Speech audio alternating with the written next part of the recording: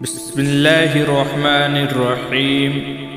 حضرت ابو ہریرہ رضی اللہ تعالیٰ عنہ فرماتے ہیں کہ حضور صلی اللہ علیہ وسلم نے فرمایا کہ میں نے سب کے احسانوں کا بدلہ دے دیا سوائے ابو بکر کے، انہوں کو ان کا بدلہ قیامت کے دن خدا خود دے گا۔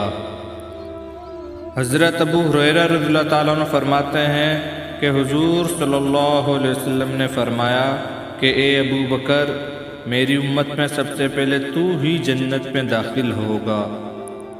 حضرت ابن عمر رضی اللہ عنہما کہتے ہیں کہ ایک دن حضور علیہ السلام نے حضرت ابو بکر سے فرمایا کہ تم میرے یار غار ہو اور حوض کوثر کے ساتھی۔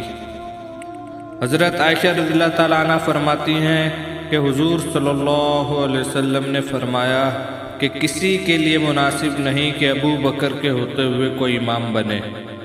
حضرت عائشہ رضی اللہ تعالیٰ عنہ فرماتی ہیں کہ حضور صلی اللہ علیہ وسلم نے فرمایا کہ اے ابو بکر، تو دوزخ کی آگ سے آزاد کیا ہوا ہے۔